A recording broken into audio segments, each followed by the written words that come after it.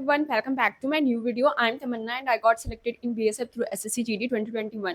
तो आज के इस वीडियो में मैं SSC GD मेडिकल के बारे में बात करने वाली हूँ, वो भी डिटेल में कैसे मेडिकल होते हैं, कितने फेज में होते हैं और रिजल्ट कब तक आती है ये। वैसे तो मैं SSC GD के स्टार्टिंग से लेकर यानी प्रिपरेशन से लेकर के जब तक ज्वाइनिंग नहीं होती तब तक की जर्नी में आपके साथ रहती हूँ और जो न्यू वैकेंसी आने वाली है उसकी भी मैं प्रिपरेशन करवा रही हूँ लाइक डेली टारगेट दे करके। और जो SSC GD और दिल्ली पुलिस के साथ में तैयारी करना चाहते हैं उनके लिए भी मैं अपकमिंग वीडियोस लाऊंगी ताकि जो अच्छी गाइडेंस है SSC GD और दिल्ली पुलिस दोनों को टारगेट करने के लिए वो आपको मिल सके। ठीक है, तो उसके लिए मुझे एक अच्छी स्ट्रैटेजी की प्रिपरेशन करनी है ताकि आप लोग अच्छे से प्रिपरेशन कर पाओ। तो आज की ये वीडियो तो SSC GD मेडिकल पे है तो हम उसी पे डिस्कस करेंगे, बाकी आने वाली वीडियोज में सारी बातों को देखते जाएंगे धीरे धीरे करके। तो जो SSC GD का मेडिकल होता है वो कब होता है, तो जब आप SSC GD एग्जाम क्वालिफाई कर लोगे एंड देन आपका फिजिकल के लिए नाम आ जाएगा और फिजिकल भी क्वालिफाई करने के बाद आपका मेडिकल होगा। अगर आप फिजिकल क्वालिफाई नहीं करते हो तो आप वहीं पे रिजेक्ट हो जाओगे और आपका कोई मेडिकल नहीं होगा। अगर फिजिकल क्वालिफाई कर लोगे तभी आपका मेडिकल होता है। तो फिर आप क्या फिजिकल और मेडिकल एक ही दिन होते हैं? तो लास्ट ईयर तो साथ में हुआ था, इस साल अभी कोई अपडेट नहीं आई है, कोई इन्फॉर्मेशन नहीं आई है कि साथ में होगी या अलग अलग होगी, पर चांसेस अलग अलग होने की ही है। ठीक है, ज़्यादा संभावना जो है वो अलग अलग होने का ही है क्योंकि पिछली बार बहुत सारे ऑब्स्टिकल्स आए थे जिनके कारण साथ में हुई थी और काफ़ी देर भी हो गया था फिजिकल कंडक्ट करवाने में, तो दोनों को एक साथ ही कंडक्ट करवा लिया गया। तो इस साल तो सारी चीज़ें ऑन द टाइम है तो मेडिकल भी ऑन द टाइम ही होगी। तो मेडिकल की अगर बात करते हैं कि मेडिकल टेस्ट में क्या क्या होता है, ठीक है, तो सारे पॉइंट्स पे डिस्कस करेंगे like eyes test, nose test, ear test and oral test क्या होता है यानी माउथ में, नेक टेस्ट लाइक हैंड और फ्लैट फुट वगैरह क्या होता है, मतलब सब कुछ देखेंगे। वेरिकोस वेन्स क्या होता है, प्राइवेट पार्ट टेस्ट में क्या क्या होते हैं एंड फीमेल मेडिकल की मैं अलग से वीडियो बनाऊंगी, तो उसके लिए आपको टेंशन फ्री रहना है फीमेल मेडिकल के लिए। ओके, इस वीडियो में डिटेल मेडिकल है, मतलब हर चीज के बारे में आपको बताया जाएगा कि हर टेस्ट में क्या क्या जो होते हैं चेक होते हैं। बाकी फीमेल मेडिकल में सिर्फ फीमेल मेडिकल के बारे में बताया जाएगा कि मतलब जो भी आप फीमेल्स को डाउट होता है अपने मेडिकल को लेकर के उसके रिगार्डिंग फीमेल मेडिकल में बात होंगी एंड एट द एंड जो भी इंपॉर्टेंट मुझे लगता है मेडिकल के रिगार्डिंग वो मैं लास्ट में डिस्कस कर लूँगी, कुछ टिप्स वगैरह होंगे। तो सबसे पहले बात करते हैं कि मेडिकल टेस्ट जो होता है वो 3 फेज़ में होता है। फर्स्ट फेज़ में आपका क्या होगा कि सबसे पहले मान लो अगर 30 बच्चे हैं एक साथ, तो 30 बच्चों का लाइन बाय लाइन करके पल्स चेक होगा, बीपी चेक होगा एंड वेस्ट चेक होगा एंड हाइट चेक होगा, यानी height, waist, BP and pulse, ये 4 चीज़ जो हैं एक साथ आपके चेक होंगे।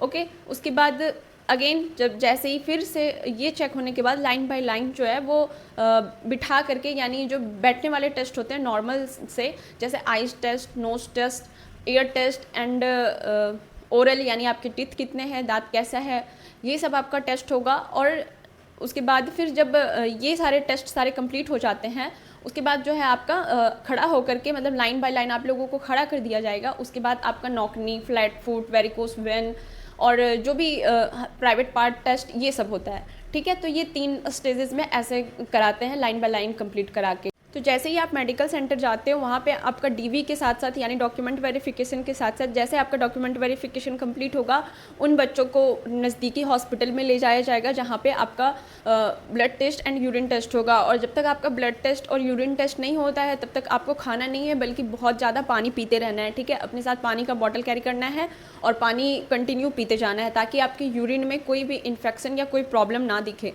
ठीक है, और यूरिन टेस्ट और ब्लड टेस्ट से हीमोग्लोबिन टेस्ट का पता चलता है, ब्लड टेस्ट से। तो हीमोग्लोबिन जो है वो कितना होना चाहिए, उसका जो स्टैंडर्ड वैल्यू है वो मेल के लिए 12 से 16 ग्राम होना चाहिए और फीमेल के लिए 10 से 14 ग्राम होना चाहिए हीमोग्लोबिन। ये हो गया नॉर्मल इन्फॉर्मेशन। अब बात करते हैं जो मेडिकल के सेंटर पे जो अंदर हॉल में या रूम में करवाया जाता है वो। तो सबसे पहले आपका आइज टेस्ट होगा। आइज टेस्ट में आपका डिस्टेंस विजन टेस्ट होगा, कलर विजन टेस्ट होगा और एंगल टेस्ट होगा एंड आपको चश्मा लगा हुआ है क्या ये चेक होगा। और कैसे करते हैं ये सबको वो भी जानते हैं। तो सबसे पहले डिस्टेंस विजन का बात करें तो वो 6x6 होनी चाहिए, यानी ये टेस्ट आपका कैसे होगा कि आपको बोर्ड से कुछ दूरी की मीटर में आपको खड़ा कर दिया जाएगा और कुछ ऐसे लेटर लिखे होते हैं जो मैं यहाँ पे सामने आपको दिखा रही हूँ स्क्रीन में। ऐसे आपको ये दिखाएंगे और आपसे पूछेंगे कि ये क्या लिखा हुआ है, वो स्टिक से या तो हाथ से कोई भी लेटर पे हाथ रखते जाएंगे तो आपको बताना है। उसके बाद दोनों आँखों से टेस्ट होता है, मतलब दोनों आँखों का टेस्ट होता है। तो आपको क्या करेंगे कि एक आँख बंद करवा देंगे और एक आँख से पढ़ने के लिए बोलेंगे। सिमिलरली फिर इस आँख को भी बंद करना होगा और इस आँख से देख करके बताना होगा। तो आपको बहुत ज़्यादा ज़ोर से हाथ पे धक्का दे के आँख को बंद नहीं करना है, बस हल्का सा आप रखना ताकि आपके आँखों में कुछ ब्लर जैसा ना हो। मतलब जब अगर ज़ोर से आप इस आँख को बंद कर लिए और उसके बाद फिर इस आँख को बंद करके इस आँख से देखने के लिए बोला जाएगा तो आपको थोड़ा धुंधला दिखेगा, काला जैसा दिखेगा अगर आप ज़ोर से बंद कर लेते हो तो नहीं। इसलिए आपको क्या करना है, हल्का सा बंद करना है, ठीक है। ऊपर से ऐसे आँख पे जोर डाल के बंद नहीं करना है, ध्यान रहे ये। डिस्टेंस विज़न के बाद आपका कलर विज़न या कलर ब्लाइंडनेस चेक होता है। कलर ब्लाइंडनेस में क्या होगा कि ऐसे बहुत सारे मतलब कॉपी होगा, इसमें बहुत सारे जो पज़ल टाइप के नंबर छिपे होते हैं, इसमें आपको उस नंबर को देख करके बताना होता है कि ये क्या लिखा हुआ है, ये क्या लिखा हुआ है, ठीक है। वो आप अपने सामने आपको रख करके उस बुक से वो पूछते जाएंगे, आपको बताते जाना है। मैंने स्क्रीन पे शेयर भी किया हुआ है कि कलर ब्लाइंडनेस कैसे चेक होता है। अगर आप इसको सही से पढ़ पा रहे हो या तो आप डायरेक्ट गूगल पे भी सर्च करोगे अगर कलर ब्लाइंडनेस, तो आपके बहुत सारी ये जो है पोस्टर वो खुल के आ जाएगा। तो आप कोशिश कर लेना कि आपका कोई ये कलर ब्लाइंडनेस का इशू तो नहीं है, तो इससे आपका क्लियर हो जाएगा कलर ब्लाइंडनेस का। अब एंगल टेस्ट कैसे होता है, तो एंगल टेस्ट अगर मान लो ये मेरे पास पेन है और वहाँ पे जो डॉक्टर होते हैं वो भी ऐसे ही करते हैं, पेन होता है वो रोटेट करते हैं पेन को, तो जिधर जिधर ये पेन रोटेट होगा आपको उधर ही देखना है, ठीक है। वो देखने को बोलेंगे। अगर इधर करते हैं तो इधर देखना होता है पर फेस सामने, अगर ये ऐसे तो ऐसे, सिर्फ आइज़ को रोटेट करना है, ओनली आइज़ को, आपको फेस को रोटेट नहीं करना है। तो ऐसे आपका आइज़ का जो एंगल टेस्ट होता है ऐसे ही होता है, ठीक है। अब बात करते हैं चश्मा का। तो चश्मा कैसे चेक होता है, आप लोगों ने बहुत सारे मेरे को कमेंट भी किया हुआ है कि मेरे को चश्मा लगा हुआ है तो क्या मैं फेल हो जाऊंगी या पास हो जाऊंगी। तो वहाँ पे अगर आप चश्मा नहीं लगा के जाते हो तो कैसे चेक होता है, वो आपके सामने मतलब अपने सामने ही वो बिठाते हैं अपने टेबल पे। वो एक बुक रखेंगे, तो बुक पे जो बड़े बड़े लेटर्स होते हैं उसको पढ़ने के लिए बोलेंगे, जो छोटे छोटे लेटर्स में सेंटेंस लिखे हुए होते हैं वो भी पढ़ने के लिए बोलेंगे। तो आपको बस रीडिंग करना है उसको, उससे वो समझ जाते हैं कि इनको कोई इशू नहीं है, आप बिना चश्मे के भी पढ़ सकते हो। और दूर का और पास का तो मैंने बता ही दिया कि विज़न टेस्ट कैसे होता है। तो ये आपका आइज़ टेस्ट हो गया। अब ईयर टेस्ट, तो कानों के टेस्ट में क्या क्या होता है। कानों के टेस्ट में आपका पर्दा चेक होता है कानों का, कि आपका पर्दा फटा तो नहीं है और आपको सही से सुनाई देता है या नहीं है। तो सुनाई देने के लिए वो क्या करते हैं कि कुछ कार्डबोर्ड टाइप का या कुछ रख देंगे पेपर सा, और वो दूर से थोड़ा हल्का डिस्टेंस से दोनों कानों को टेस्ट करने के लिए वो कुछ कुछ बोलेंगे, तो आपको सुनना है, सुन के बताना है कि इन्होंने क्या बोला ऐसा। और फिर कानों में वैक्स होता है या नहीं, अगर वैक्स होगा तो रिजेक्ट हो जाओगे, ध्यान रखना। तो आपको कानों को क्लीन करवा के जाना है। ओरल टेस्ट में क्या होता है, टंग टेस्ट होगा, थ्रोट टेस्ट होगा, बस कि लाइक थ्रोट में आपको कोई प्रॉब्लम तो नहीं है। एंड टिथ टेस्ट होता है, आपके जो है 28 दांत होने चाहिए, और अगर आपके कोई दांत टूटे हुए हैं तो 2 से ज़्यादा दांत नहीं टूटे होने चाहिए, ठीक है। 2 से अगर ज़्यादा दांत टूटा होता है तो रिजेक्शन के चांसेस बनते हैं। अब आते हैं नोज़ टेस्ट पे। तो नोज़ टेस्ट में डीएनएस टेस्ट होता है। इसमें आपकी क्या है, नाक की जो हड्डी होती है वो टेढ़ी मेढ़ी नहीं होनी चाहिए, किन्हीं की टेढ़ी होती है जिनके कारण उनको सांस लेने में दिक्कत होती है या फिर उनको जो है सर्दी हमेशा रहती है, तो ये प्रॉब्लम नहीं होनी चाहिए। और अगर हाँ किन्हीं का डाउट ये था कि उस टाइम सर्दी होगी तो क्या मुझे रिजेक्ट कर देंगे ये सोच के कि इनको प्रॉब्लम है, तो नहीं, आपको वो नाक का टेस्ट करके ही समझ जाते हैं कि इनको किस टाइप का प्रॉब्लम है, ये टेम्प्ररी अभी के लिए सर्दी है या फिर हमेशा इनको रहती है, तो वो समझ जाते हैं। तो उसके लिए आपको टेंशन नहीं लेना है। तो ये वाली प्रॉब्लम नहीं होनी चाहिए, अगर होती है तो इससे रिजेक्शन के चांसेस बनते हैं। ये अपर बॉडी यानी फेस तक eyes test, nose test and ear test, oral test में जो होता है वो मैंने बता दिया। अब अपर बॉडी से मिडिल बॉडी में आते हैं। मिडिल बॉडी में अगर कंधों की बात करें तो शोल्डर जो है वो बिल्कुल सीधे होने चाहिए, मैंने फिगर में बताया। अगर ऐसा होगा तो वो रिजेक्ट कर देते हैं। बिल्कुल ही कंधा जो है वो बराबर शेप में होना चाहिए, इक्वल शेप में होना चाहिए। शोल्डर के बाद आते हैं कैरी एंगल। कैरी एंगल का भी मेल और फीमेल में अलग अलग है। मेल के लिए अगर बात करें कैरी एंगल तो 10 से 15 डिग्री का होना चाहिए, उनका चल जाता है, और फीमेल में 15 से 20 डिग्री का होगा तो चल जाएगा। इतना रिलैक्सेशन मिलता है मेल और फीमेल में, ठीक है। मेल में कितना बताया मैंने, 10 से 15 डिग्री, और फीमेल में 15 से 20 डिग्री का होना चाहिए कैरिंग एंगल। कैरिंग एंगल क्या होता है, अगर ये नहीं समझ में आता तो मैंने तो फिगर लगाया हुआ है, अगर फिर भी नहीं आएगा तो मैं शॉर्ट वीडियो के माध्यम से आपको बता दूंगी कैरिंग एंगल के बारे में। उसके बाद फिंगर की बात करें, फिंगर्स की, तो फिंगर्स में अगर आपके 6 फिंगर होते हैं तो आपको रिजेक्शन के चांसेस मिल सकते हैं। और अगर 6 फिंगर है और वो 5 उंगली के जैसे नहीं है, ये जो 5 उंगली है ना, इनके जैसे ही छठा जो उंगली है वो नहीं होता, तो आपको दिक्कत होता है। अगर साइड में निकला हुआ जैसा रहता है या तो फिर उनमें कोई प्रॉब्लम होती है, तो फिर आपका जो है रिजेक्शन का चांस बन जाता है। सिमिलरली पैर में भी अगर 6 उंगली है और 1 उंगली साइड से निकला हुआ है और पैरों की उंगलियाँ घूमी घूमी सी रहती हैं ना, मुड़ी मुड़ी सी रहती हैं, जैसे कि मैंने फिगर में बताया दिखाया हुआ है, अगर ऐसी फिंगर रहे पैरों की तो फिर दिक्कत होती है। ठीक है। अब SSCGD का जो एंड हाथों में एक और भी चीज़ आता है, पसीना। अगर आपके हाथों में पसीना आता है तो आपको दिक्कत हो सकती है। पसीना आएगा तो आपको रिजेक्ट कर दिया जाएगा, क्योंकि पसीना का, अगर हाथ से पसीना आता है, इसका बहुत ही बड़ा महत्व है। जब हम फायरिंग के लिए जाते हैं ना, तो ऑलरेडी हमारे हाथों से पसीना छूटता रहता है, थोड़ा डर लगता है स्टार्टिंग में, फिर बाद में तो आदत सी पड़ जाती है। तो इसके कारण क्या होता है कि बहुत प्रॉब्लम आ सकती है, हाथों से पसीना छूटे और आपके हाथ में राइफ़ल वगैरह हो, चलाना पड़ जाए, तो इसलिए स्ट्रिक्टली पसीना अगर है तो हटा दिया जाता है। उसके लिए आप जो है कुछ टेम्प्रेरी इलाज करते जाएं। ठीक है। इसका तो मतलब परमानेंट दवाइयाँ नहीं चलती है, लेकिन जैसे फिटकरी पानी होता है, उससे अगर आप रेगुलर हैंड वॉश करते हो और हाथ को बार बार रुमाल से उससे साफ़ करते रहते हो, फिटकरी पानी से धोना, फिर रुमाल से हाथ साफ़ करना, तो इससे आपका जो हाथों का पसीना वाला प्रॉब्लम है वो चला जाएगा। अब आते हैं जो रिजेक्शन का सबसे बड़ा कारण होता है। बहुत सारे बच्चे सिर्फ इन 2 रीज़न से रिजेक्ट हो जाते हैं, जैसे नॉकनी और फ्लैट फुट, ये 2 बड़ा कारण होता है बच्चों का रिजेक्ट होने का, सबसे बड़ा जो मैंने आज तक देखा हुआ है। तो नॉकनी के लिए पहले ही मैंने एक एक्सरसाइज पे वीडियो बनाया हुआ है, उसका लिंक डिस्क्रिप्शन में है, वहाँ से आप जाके देखना। जिनका भी नॉकनी होता है उनको तो पहले से ही समझ में आ गया होगा, और जिनको नहीं समझ में आता है कि नॉकनी क्या है, वो फिगर में देख सकते हो। मैंने नॉकनी एंड बोलेक्स के बारे में बताया हुआ है, दिखाया हुआ है। तो ये दोनों बिल्कुल नहीं होना चाहिए, जैसे नॉर्मल फुट में दिखाया हुआ है वैसे होना चाहिए, नॉर्मल लेग में दिखाया हुआ है। ठीक है, वैसा होना चाहिए। नॉकनी आपका नहीं होना चाहिए। नॉकनी में क्या होता है कि दोनों खड़े होने पे दोनों घुटना जो है वो सट जाता है, वो सटना नहीं चाहिए। ठीक है, वो दोनों टच नहीं होना चाहिए। हाँ, बहुत बार क्या होता है कि हम जो मसल्स टच होता है ना, वो समझ जाते हैं कि मुझे नॉकनी है, तो ये भी नहीं होना चाहिए। आप कन्फ्यूज़न में नहीं रहना कि मुझे नॉकनी है मसल्स टच होने के कारण, क्योंकि किन्हीं किन्हीं के थाइस जो होते हैं वो थोड़े मोटे होते हैं। ठीक है, जिसके कारण उनका जो है घुटना वाला मसल्स भी टच होता है, तो उसको नॉकनी ना समझें। हाँ, जिनका जैसे पैर जहाँ तक ही सटा हुआ होता है, आप फिगर में देख पा रहे होगे, अगर वैसा है और रनिंग करने में नॉकनी के कारण प्रॉब्लम होती है, तो समझ जाना कि हाँ, ये आपका नॉकनी ही है, अगर रनिंग करने में प्रॉब्लम होता है तो। ठीक है, बो लेग्स एंड नॉकनी ये दोनों नहीं होना चाहिए, नहीं तो आप रिजेक्ट हो जाओगे। एंड फ्लैट फुट में आपका क्या होता है कि जो पूरा पैर का जो समतल वाला पार्ट है, नीचे का फुट का जो पार्ट है, वो पूरा ज़मीन में सटा हुआ हो जाता है, जिसको फ्लैट फुट कहते हैं। मतलब बीच में जो गैप होती हैं, मैंने फिगर में बताया हुआ है कि फ्लैट फुट क्या है और जो नॉर्मल फुट होता है वो क्या होता है। तो इसके लिए भी एक्सरसाइजेस होते हैं, लाइक मतलब आप सैंडल पहन सकते हो, हील वाली प्रैक्टिस कर सकते हो, बीच में अपने जूतों के बीच में जो है वहाँ कुछ सॉक्स वगैरह मोड़ के डाल दो।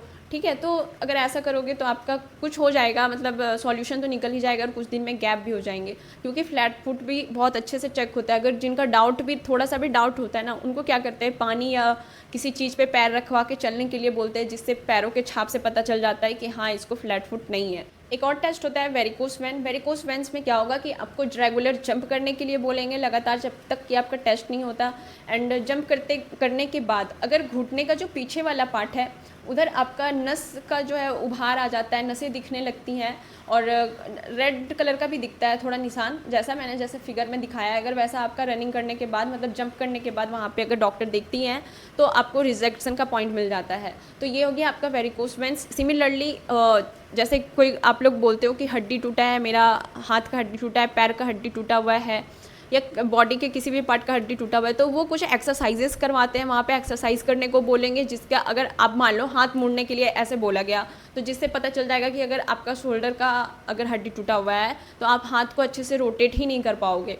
तो वो समझ जाते हैं, वो चेक कर लेते हैं उन्हीं एक्सरसाइजेस से कि आपका कहीं हड्डी तो टूटा फूटा नहीं है। अगर आप एक्सरसाइजेस अच्छे से कर लोगे तो मेडिकल में पास हो जाओगे। ठीक है, अगर आपके पहले हड्डी टूटी हुई थी और लेकिन उस टाइम आपने एक्सरसाइजेस अच्छे से प्रॉपरली कर लिया। तो स्किन टेस्ट भी होते हैं कि आपको कोई एलर्जी तो नहीं है, आपके शरीर में वैसा कोई मार्क्स तो नहीं है जिससे आपको प्रॉब्लम हो रही हो। लाइक मान लो आपको ऑपरेशन हुआ हो, ओके, ऑपरेशन में आपको स्टिचिंग पड़ी होगी और उस स्टिचिंग में अगर अभी भी आपके जख्म होते हैं या फिर कोई एलर्जी हो जाती है उसमें, और मतलब स्टिचिंग में भी किसी किसी के घाव नहीं जैसे भरे होते हैं, और उस पे रेगुलर जख्म हो ही रहा है, तो वैसे केस में आपको रिजेक्शन मिल जाता है। ठीक है, स्किन टेस्ट में ये होता है। अगर किसी चीज़ का निशान है कुछ, तो वो खुद पूछेंगे डॉक्टर वहाँ पे ये किस चीज़ का निशान है, तो आपको सिमिलरली अगर एलर्जी का होगा तो बता देना कि एलर्जी हुआ था, उसका निशान है। स्टिचिंग का होगा तो बता देना नहीं मैं ऑपरेशन का स्टिचिंग हुआ था, तो फिर ये कितने दिन पहले हुआ था वो भी पूछेंगी, तो आपको वहाँ पे बता देना है। लेकिन लेटेस्ट डेट नहीं बतानी, कोई बहुत पुरानी बोल देना कि बहुत पुराना है तो पता है चल जाएगा ऐसा वाला। अगर लेटेस्ट की बताओगे तो नहीं चल सकता है। बहुत पुराना अगर कोई ऑपरेशन भी हुआ है तो बोल देना 4 साल पुराना है, 5 साल पुराना है, या तो 3 साल पुराना है, इस तरह करके बता देना।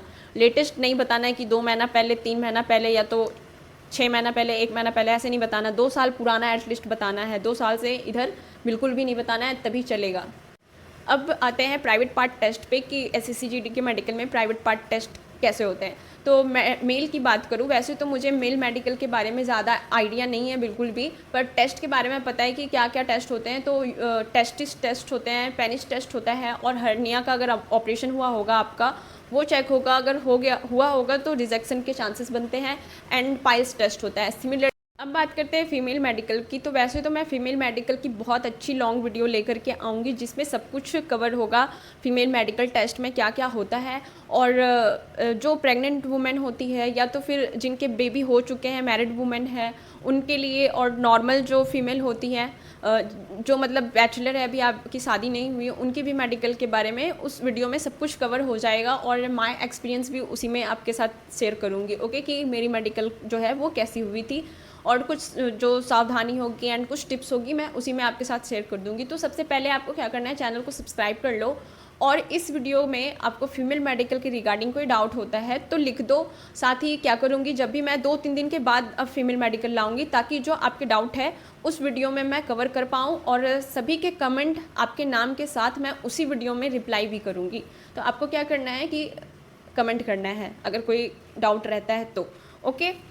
एक पॉइंट और है मेडिकल का, आपको वहाँ पे डॉक्टर एक डिक्लेरेशन फॉर्म देती है, या तो फॉर्म नहीं देगी, उसी फॉर्म से आपके बारे में पूछते जाएंगी कि आपको लाइक अस्थमा तो नहीं है, आपकी कभी हड्डी तो नहीं टूटी थी, और आपका कोई ऑपरेशन तो नहीं हुआ था, इसी तरह के आपका कोई सर दर्द का बीमारी तो नहीं है। इस टाइप के बहुत सारे क्वेश्चन हैं जो वो आपसे पूछते जाएंगी। तो मेरे तरफ से एक जो टिप्स है वो ये है कि आप सभी में नो नो नो नो करते जाएं, ओके। किसी में अगर आपको है, मान लो सर दर्द की बीमारी है, आपको सर दर्द हमेशा होता है और वो पूछ रही है, तो आपको ऐसा नहीं करना है कि उसमें यस कर दें, हाँ बोल दें, ठीक है। बहुत ज़्यादा इनोसेंसी नहीं दिखाना है और सच्चाई नहीं दिखाना है, ओके। अगर आपको सिलेक्शन चाहिए तो सभी चीज़ों में नो नो नो करते जाए। वो अगर डिक्लेरेशन फॉर्म देखना चाहते हो तो मैं लास्ट में स्क्रीन पे शेयर कर दूंगी चला करके, तो उसको आप देख लेना।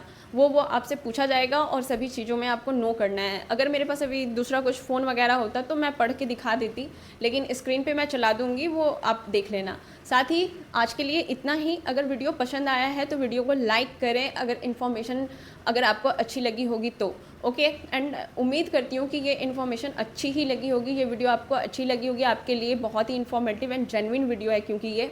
तो वीडियो को लाइक करें, ज़्यादा से ज़्यादा कमेंट करें और शेयर करें, ठीक है। कमेंट में मैंने बताया जो फीमेल है वो अपने मेडिकल के रिगार्डिंग कमेंट कर सकते हो जो आपको डाउट है, ताकि मैं उस डाउट को आगे जाके क्लियर कर सकूं। एंड इसी तरह आपको क्या है, रेगुलर वीडियोस मिलती रहेंगी जब तक आपका सिलेक्शन नहीं होता है तब तक। बाकी जो नए हैं, नए एस्पिरेंट हैं जिनकी इस बार मार्क्स कम आई है, या तो फिर लाइक जो प्रिपरेशन करना चाहते हैं SSC-GD की, उनके लिए भी वीडियो आती रहेगी, तो वो भी चैनल को सब्सक्राइब कर लें। और बस आज के लिए इतना ही। मिलते हैं अगले वीडियो में, तब तक के लिए tata, bye bye, take care and be optimistic with Tamanna. तो अभी मैं चला दे रही हूँ, आप इसको देख लो, जो डिक्लेरेशन फॉर्म है जिनमें डॉक्टर सिर्फ पूछती है, कुछ इसका टेस्ट नहीं होता है। Thank you, thanks for watching.